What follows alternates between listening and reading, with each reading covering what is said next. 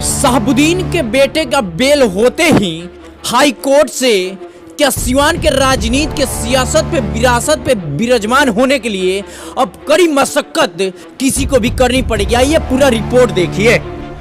क्या फिर से सिवान की राजनीति बाहुबलियों के परिवार के हाथ में आने वाली है? इसलिए कहा जा रहा है कि ओसामा साहब को जिस प्रकार से हाई कोर्ट द्वारा राहत मिली है और बेल मिलते ही समर्थकों में लहर खुशी दौड़ चुकी है।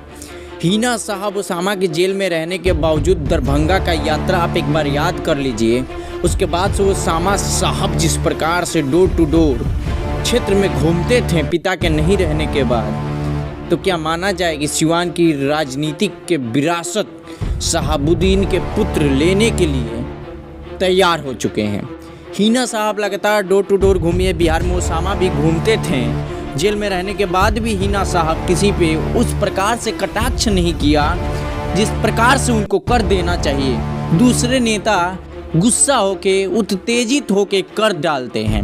हम आपको बता दें कि हिना साहब और ओसामा साहब का नाता बहुत ही प्यारा है और हिना साहब लगातार चुनाव हारती गई है, उसके बावजूद भी इनके कौम के समर्थकों का साथ आज तक नहीं छूटा।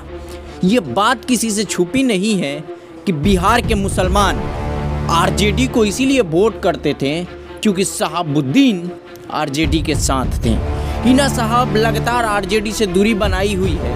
उसके बाद अब खबर ये चल रही है कि हिना साहब इंडिपेंडेंट या फिर किसी अन्य दल से भी चुनाव लड़ेंगे। ओसामा का बेल हो चुका है, किसी भी वक्त बाहर आ सकते हैं, लेकिन हिना साहब को कोई दरकिनार कर दे और उनके परिवार को ये कतई उनकी कौम भूल नहीं पाएगी। देखना ये दिलचस्प होगा सिवान वासियों के लिए और सिवान के राजनेताओं के लिए कि ओसामा को बाहर आने से कितनी दिक्कत दूसरे नेताओं को होगी।